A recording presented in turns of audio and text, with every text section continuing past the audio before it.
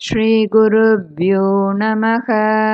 ஓம் நமः சிவாய. அனைவருக்கும் நமஸ்காரம். நாம இன்னைக்கு எப்பேற்பட்ட பிரச்சனைகளுக்கும் தீர்வு தரக்கூடிய இந்த தை மாத கடைசி சோமவாரத்தின் சிறப்புகளை பற்றி பார்க்கலாம். இன்று தை மாத கடைசி சோமவாரம். அனைத்து பிரச்சனைகளுக்கும் தீர்வு தரக்கூடிய தினம் அப்படின்னு சொல்லப்படுறது. அதை பற்றி பார்க்கலாமா? நாம எல்லாருமே சனி பெயர்ச்சி, குரு பெயர்ச்சி, ராகு கேது பெயர்ச்சி பற்றி கேள்விப்பட்டிருப்போம். ஆனா சிவ பெயர்ச்சி பற்றி தெரியுமா? அதை பற்றி தெரிந்து கொள்ளத்தான் இந்த பதிவு. திங்கட்கிழமைக்கு சோமவாரம் அப்படின்னு பேரு. சோமன், சோமநாதன், சோமசுந்தரன், சோமேஸ்வரன் சிவபெருமானுக்கு இப்படி பல பெயர்கள் உண்டு. சோமவாரம் அதாவது திங்கட்கிழமை பரமேஸ்வரனுக்கு ரொம்பவே உகந்த நாள். சிவபெருமான் தனது கோபத்தை குறைத்து சாந்த ரூபமாக மாறிய முக்கியமான நாள்தான் இந்த தை மாதம் கடைசி திங்கட்கிழமை. பார்க்கடலை தேவர்களும் அசுரர்களும் கடைந்து அமிர்தம் உருவாகும் போது வாசுகி கொடிய ஆழகால விஷத்தை கக்கியது. அதை பரமேஸ்வரன் உண்டு ருத்ர தாண்டவம் ஆடிய போது பிரளயம் உண்டாகியது. ருத்ரமூர்த்தியாகிய சிவபெருமான் கோபம் கொண்டு ஆடியதை கண்ட பார்வதி தேவி மனமுருகி சுவாமியை வேண்டி கோபத்தை குறைத்து சாந்த ஸ்வரூபனாக பகவான் சகல உயிர்களையும் காக்க வேண்டும் என்று வேண்டி கேட்டுக்கொண்டாள். பகவான் அம்பாளின் வேண்டுதலை ஏற்று கோபமான ருத்ர ரூபத்திலிருந்து சாத்வீகமான சதாசிவ ரூபத்திற்கு மாறிய தினம்தான் இந்த தை மாதம் கடைசி திங்கட்கிழமை. அதனால் இந்த தினத்தில் சிவாலயம் சென்று சிவனை வணங்க சிவபெருமானின் அருள் பரிபூரணமாக கிடைக்கும். தடைகள் அனைத்தும் விலகும் என்பது நிச்சயம். இந்த காலத்தில் பலருக்கு மன அழுத்தம், கடன் பிரச்சனை, நோய்கள் என்று பலவித பிரச்சனைகள் இருக்கு. இந்த அனைத்து பிரச்சனைகளுக்கும் ஒரே தீர்வு தை மாத கடைசி சோமவாரம் சிவாலய தரிசனம். இது சுலபமான ஒன்றுதான் அல்லவா? அதனால் இதை யாரும் தவறவிட வேண்டாம். ஏழரை சனி, அஷ்டம சனி, ஜென்ம குரு, ராகு, கேது, தீவினைகள்னு எல்லாவித கிரக தோஷங்களையும் விளக்கும் ஒரே தினம் இந்த தை மாதம் கடைசி திங்கட்கிழமைன்னு சொல்லப்படுறது. அனைத்து ராசியினரும் இன்றைய தினம் சிவனை சந்தனத்தால் அபிஷேகம் செய்தால் கடன், நோய் அனைத்தும் விலகும் அப்படின்னும் சொல்லப்படுறது. சொல்வாக்கு, செல்வாக்கு திரும்ப கிடைக்கும், மனம் அமைதி பெறும், கோபம் குறையும், வீட்டில் அமைதி நிலவும். அவ்வளவு அற்புதமான நாள் இன்றைய தினம். அதனால் இந்த தினத்தில் அருகில் உள்ள சிவாலயங்களுக்கு சென்று சிவனுக்கு சந்தன அபிஷேகம் செய்தாலோ அல்லது செய்வதை பார்த்து வணங்கினாலே போதும், அந்த சனியால் நேர்ந்த சங்கடங்கள் நீங்கும், எப்பேற்பட்ட பிரச்சனைகளுக்கும் தீர்வு கிடைக்கும் என்பது நிச்சயம். சிவபெயர்ச்சிக்கு சிறப்பு பெற்ற ஒரு ஸ்தலம் இருக்கு. அது மயிலாடுதுறைக்கு அருகில் உள்ள முட்டம் குளத்தங்கரை கிராமத்துல உள்ள ஸ்ரீ மகாபலேஸ்வரர் கோவில். இது பல ஆயிரம் வருட பழமையான சிவஸ்தலம். மகாபலி சக்கரவர்த்தி தன் இழந்த செல்வம், புகழ், சொல்வாக்கு என அனைத்தையும் மீட்டெடுத்த தலம். வாய்ப்பு கிடைக்கும் போது இந்த சிவாலயத்திற்கு சென்று வழிபட்டு வாருங்கள், நன்மைகள் நடைபெறும் என்பது நிச்சயம்.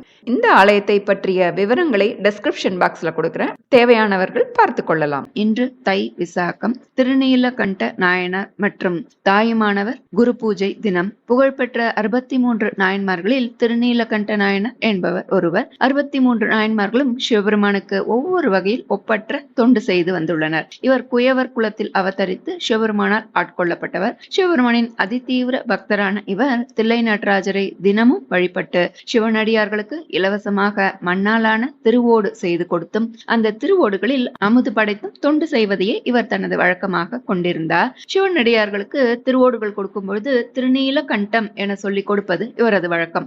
ஆழகால விஷத்தை அருந்தி அந்த விஷத்தை தமது கண்டத்தில் நிறுத்தி உலகத்தை காத்த காரணத்தால் சிவபெருமானது கண்டம் அதாவது கழுத்து நீல நிறமானது. அதை குறிக்கும் வண்ணம் அடியார் திருநீலகண்டம் என்று ஈஸ்வரனை அழைப்பார். இதனால் அவருக்கு திருநீலகண்ட குயவனார் என்ற பெயர் வந்தது. இவர் திருமண வயது அடைந்ததும் திருமணமும் நல்ல முறையில் நடைபெற்றது. அவரது குணத்துக்கு ஏற்றபடி நல்ல மனைவி அமைந்தால் அவரும் அவரது மனைவியும் சிவனிடத்தும் அடியவர்களிடத்தும் மிகுந்த பக்தி கொண்டிருந்தனர். கணவனும் மனைவியும் அடியவர்களுக்கு தொண்டு செய்து இல்லறத்தை நல்லறமாக நடத்தி வந்தனர். இப்படி இருக்கும்போது ஒரு நாள் முற்பிறவி பாபத்தின் பயனாக அந்த ஊரில் வசித்த ஒரு நடன மங்கையிடம் அவருக்கு பழக்கம் ஏற்பட்டது. இதனால் அவரது மனைவி வருத்தம் கொண்டாள். நாயனாரிடம் பேசாமல் அமைதியாக தனது இல்ல பணிகளை செய்து வந்தார். திருநீலகண்டரை தீண்டுவதையும் தவிர்த்தார். ஒரு நாள் திருநீலகண்டர் தனது மனைவியை தீண்ட முயற்சி ஏற்பட்ட போது நீங்கள் என்னை தொட்டால் உயிரோடு இருக்க மாட்டேன், இது திருநீலகண்டத்தின் மீது ஆணை என்று அவரது மனைவி கூற, திருநீலகண்டத்தின் மீது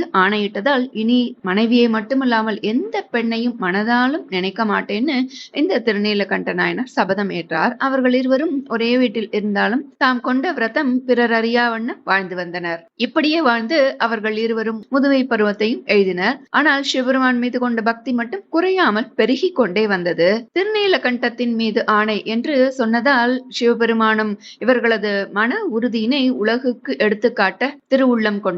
அந்த சர்வேஸ்வரன் வயது முதிர்ந்த ஒரு சிவனடியாராக வேடம் பூண்டு திருநீலகண்ட நாயனாரது வீட்டிற்கு வந்தார். நாயனாரும் அவரது மனைவியும் சிவனடியாரை அன்புடன் வரவேற்று உபசரித்தனர். அப்போது அந்த சிவனடியார் ரூபத்தில் வந்த சர்வேஸ்வரன் திருநீலகண்ட நாயனாரிடம் ஒரு திருவோடு ஒன்றினை கொடுத்து, இந்த ஓடு மிகவும் புனிதமானது, இதற்கு ஈடு இணை ஏதும் இந்த உலகிலேயே இல்லை, நான் நெடுந்தூரம் பயணம் செய்ய வேண்டியிருக்கிறது, அதனால் இந்த ஓட்டை நீ பத்திரமாக வைத்துக் கொள்ள வேண்டும், நான் திரும்பி வரும்போது உங்களிடம் நான் பெற்றுக்கொள்கிறேன் என்றார் அந்த சிவனடியார். திருநீலகண்ட நாயனாரும் அதை தன்னுடைய பாக்கியமாக கருதி பாதுகாப்பான இடத்தில் வைத்தார். சிறிது காலத்திற்கு பின் சிவனடியார் வந்து திருவோட்டை கேட்டார். திருநீலகண்ட நாயனார் அதை வைத்த இடத்தில் தேடினார். ஆனா அந்த திருவோடு அங்கு இல்லை. மனைவியிடம் விசாரித்தார். வீட்டில் எல்லா இடத்திலும் தேடியும் அது கிடைக்கவில்லை. சிவனுடைய அருளால் அது ஏற்கனவே மறைந்திருந்தது. அவர் நேராக சிவனடியாரிடம் வந்து, நாம் வீடு முழுக்க தேடியும் காணவில்லை, நான் அதற்கு மாறாக வேறு திருவோடு தருகிறேன் என்று கூற, அதற்கு மாறாக எதுவும் நீ தர வேண்டாம், என்னுடைய திருவோட்டின் பெருமைகளை நீ அறிந்து கொண்டதால் அதை நீயே உன் வசம் வைத்துக் கொள்ள பார்க்கிறாய், என்னுடைய திருவோட்டை கொடுக்க வேண்டும், இல்லை என்றால் இந்த திருவோட்டை உண்மையில் காணவில்லை அப்படின்னு நான் கூறுவது உண்மை என்று என் மகன் மேல் சத்தியம் என்று நீ சத்தியம் செய்ய வேண்டும் என்று சிவனடியார் கூறுகிறார். ஐயா, நீங்கள் சொல்லியவாறு உறுதி செய்ய எனக்கு புத்திர பாக்கியம் இல்லை என்றார் நாயனார்.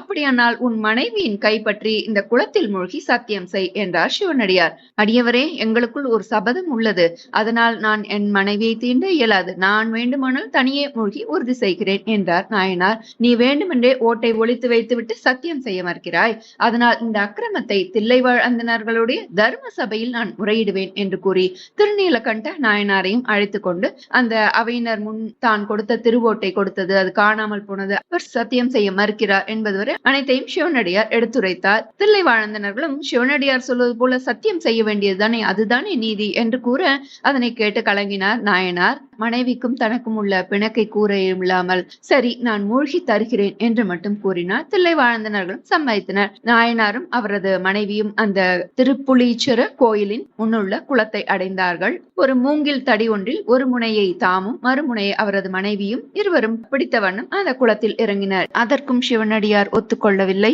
நாயனாரும் தம்முடைய விரதத்தை யாவரும் கேட்க சொல்வதை தவிர வேறு வழியில்லை என்று கருதி அனைத்து விஷயங்களையும் ஆதி முதல் அனைத்தையும் கூறிவிட்டு குளத்தில் மூழ்கினார். இருவரும் குளத்தை விட்டு எழும்போது சிவன் அருளால் முதுமை நீங்கி இளமை கோலத்தில் தோன்றினார்கள். அந்த அற்புதத்தை கண்ட தில்லையந்தனர்கள் யாவரும் அதிசயத்தில் உறைந்தனர். அருகிலிருந்த சிவனடியாரை தேடிய போது அவரை காணவில்லை. அப்போது சிவபெருமான் உமையம்மையுடன் ரிஷபாரூடராய் காட்சியளித்து, புலனை வென்றோர்களே, இளமை பொலிவுடன் எம்மை நீங்காதிருப்பீர்களாக என்று வாழ்த்தி அருள் புரிந்தார். அவர்களை திருநீலகண்ட நாயனாரும் அவரது மனைவியாரும் அங்கு விழுந்து நமஸ்கரித்தனர். பின் இருவரும் பூமியில் பல காலம் சிவ தொண்டு புரிந்து இறுதியில் சிவனடியை சேர்ந்தனர். சிவபெருமானின் பெயரை சொல்லி திருநீலகண்டம் என்று சொல்லி ஏற்ற சபதத்திற்காக தன் வாழ்வின் சந்தோஷத்தை தியாகம் செய்த திருநீலகண்ட நாயனாரின் குரு பூஜை தை மாதம் விசாக நட்சத்திரத்தன்று அவர் அவதாரம் செய்த ஸ்தலமான சிதம்பரம் நடராஜர் திருக்கோவிலிலும், முக்தியடைந்த ஸ்தலமான கடலூர் மாவட்டம் திருப்புலீஸ்வரம்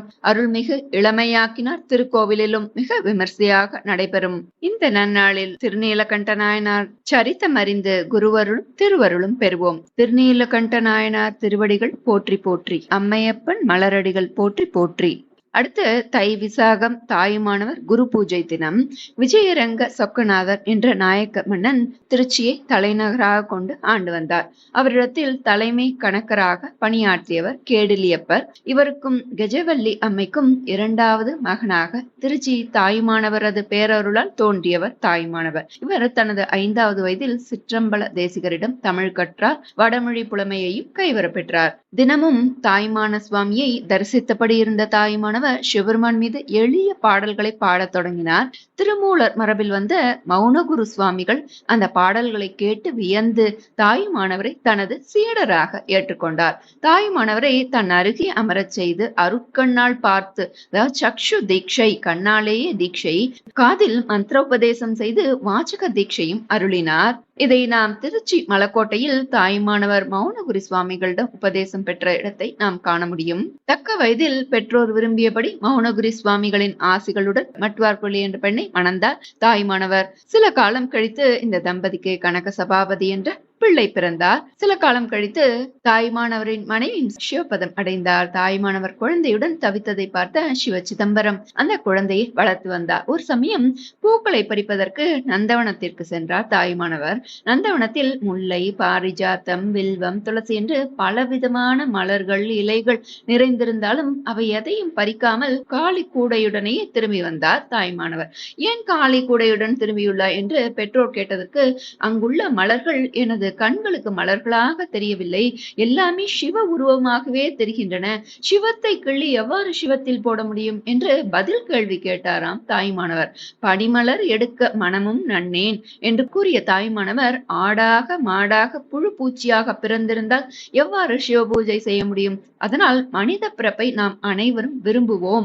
மனித பிறப்பை அளித்த இறைவனுக்கும் நன்றி சொல்வோம், அன்பு செய்வோம், பண்பு காட்டுவோம், நம் மனதை அவனை நோக்கியே செலுத்த வேண்டும் என்று அருள்கிறார். தாயுமானவரின் தந்தை சிவபதம் அடைந்தார். பின் இவரை பெரும் கணக்கராக நியமித்தார் மன்னர். ஒரு முறை தாயுமானவரின் பணியை பாராட்டி அவருக்கு விலை உயர்ந்த சால்வை ஒன்றை போர்த்தினார் மன்னர். தாயுமானவர் அரண்மனையிலிருந்து வீடு திரும்பும் வழியில் மூதாட்டி ஒருவர் கடும் குளிரில் நடுங்கிக் கொண்டிருப்பதை பார்க்கிறார். உடனே தமக்கு மன்னர் போர்த்திய சால்வையை எடுத்து மூதாட்டிக்கு போர்த்துகிறார் தாயுமானவர். மறுநாள் காலை அரசாங்க முத்திரையுடன் கூடிய இந்த சால்வையை மூதாட்டி போர்த்தி கொண்டிருக்கிற செய்தி மன்னரை எட்டியது.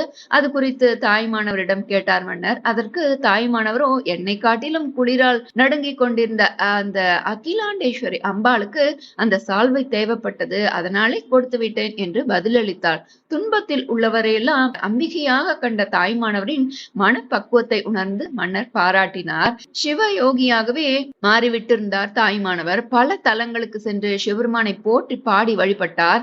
அங்குள்ள இடங்களில் வேண்டுதல் என்ற பெயரில் உயிர் பலி, ஆடு, மாடி, கோழி என்ற உயிர் பலி கொடுப்பதை விரும்பாத தாயுமானவர் அதற்கு எதிர்ப்பு தெரிவித்தார். கொல்லா விரதம் குவலயம் எல்லாம் ஓங்கி எல்லாருக்கும் சொல்லுவது என் இச்சை பராபரமே, கொல்லா விரதம் ஒன்று கொண்டவரே நல்லோர், அல்லாதார் யாரை அறியேன் பராபரமே என்று பாடுகிறார். இதை கேட்டதும் பல அரசர்களும் உயிர் பலி கொடுப்பதை தடுக்க சட்டம் இயற்றினார். தாயுமானவர் அவரது தந்தை மறைவுக்கு பின் தலைமை கணக்கராக இருந்த சிறிது காலத்திலேயே மன்னரும் மறைந்தார். பின் ராணி மீனாட்சி அம்மை ஆட்சி புரிய தொடங்கினார். அவர் தாயுமானவரிடம் பெருமதிப்பு கொண்டிருந்தார். அந்த நேரத்தில் ஒரு நாள் தாயுமானவர் முக்கிய அரசு பதிவுகள் அடங்கிய சுவடிக்கட்டு ஒன்றை ஆய்வு செய்து கொண்டிருந்தார். அவைகளில் ஒன்றை படித்துக் கொண்டிருக்கும் போது திடீரென்று அந்த ஓலையை தனது கைகளாலேயே கசக்கினார். அதை கண்ட அனைவரும் என்ன ஏன் இவர் இப்படி செய்கிறார் என்று யோசித்து பயம் கொண்டனர். இவ்வாறே தன்னையே மறந்து செயல்பட்ட தாயுமானவர் தன் நினைவு வந்தவுடன் உடன் இருந்தவர்களை பார்த்து, திருவானைக்காவல் அகிலாண்டேஸ்வரி அம்மனது ஆடையில் கற்பூர தீ பற்றி எரிகின்றது, அன்னையை பற்றி கொண்ட தீயை கசக்கி அணைக்க முயன்ற போது என் கையிலே இருந்த இந்த பதிவேடு, அரசு பதிவேடு கசங்கி பாழ்பட்டு விட்டது என்று சொன்னாராம். சிறிது நேரத்திலேயே திருவானைக்காவலிலிருந்து அம்பாளுக்கு தீபாராதனை எடுக்கும் போது கற்பூரம் தவறி அம்பாள் ஆடை மீது விழுந்தது, அதனால் ஆடையின் பற்றிய தீ சிரமப்பட்டு அணைக்கப்பட்டது என்ற செய்தி அங்கு வந்தது. தாயுமானவரின் இந்த செயல் அனைவருக்கும் வியப்பை தந்தது. அரசியார் மெய்சிலிர்த்து கண்ணீர் ததுமி நின்றார். அதனுடன் நில்லாத ஆட்சி பொறுப்பையும் அவரே ஏற்று நடத்த வேண்டும் என்று கூறினார். ஆனால் தாயுமானவரோ அரச பதவி விரும்பாதவர். அதனால் அரசியாரிடம் வேண்டி கேட்டுக்கொண்டு துறவு மேற்கொண்டு சிவ தொண்டு புரிய சென்றார். திருவருள் விலாச பரசிவ வணக்கம் முதல் வண்ணம் ஈராக 56 தலைப்புகளில் 1452 பாடல்களை பாடியுள்ளார். தமிழ் மொழியின் உபநிடதம் எனும் சிறப்பு இவரது பாக்களுக்கு உண்டு. திருத்தலங்கள் தோறும் சென்று இறை வழிபாடு செய்தார், தவ வாழ்வை வாழ்ந்தார். அது மூலமாக சிவத்தை கண்ட தாயுமானவர் ராமநாதபுரம் சென்ற போது அங்கேயே தை மாதம் விசாக நட்சத்திரத்தன்று மகா சமாதி கூடினார். இவரது சமாதி கோவில் ராமநாதபுரம் நகர எல்லையில் உள்ள லட்சுமிபுரத்தில் உள்ளது இவரது குரு பூஜை விழா இங்கு சிறப்பாக கொண்டாடப்படுகிறது. பூமியில் அவதரிக்கும் போதும் பூமியை விட்டு செல்லும் போதும் எதையும் யாரும் கொண்டு போக முடியாது என்பதை தனது பாடல்கள் மூலம் உலகுக்கு உணர்த்தியவர் தாயுமானவர். ஆசையை எவ்வாறு கட்டுக்குள் வைத்துக் கொள்ள வேண்டும் என்பதை அறிவுறுத்தியவர் இவர். எல்லோரும் என்புற்றிருக்க நினைப்பதுவே அல்லாமல் வேறொன்று அறியேன் பராபரமே, நெஞ்சகமே கோயில் நினைவே சுகந்தம், அன்பே மஞ்சனநீர் பூசை கொள்ள வாராய் பராபரமே, அன்பர் பணி செய்ய என்னை ஆளாக்கி விட்டுவிட்டால் இன்ப நிலை தானே வந்தெய்தும் பராபரமே, தாயுமான பெம்மான் தன்னடியை ஏத்துதற்கு காயும் வினையகளும் காண் என்று மீண்டும் மீண்டும் பாடி தாயுமானவர் பதம் போற்றுவோம். தாயுமானவரே போற்றி, தந்தையுமானவரே போற்றி, எந்தையே போற்றி, பரமே போற்றி, சிவமே போற்றி, தாயுமானவரே போற்றி போற்றி, சிவமே போற்றி போற்றி.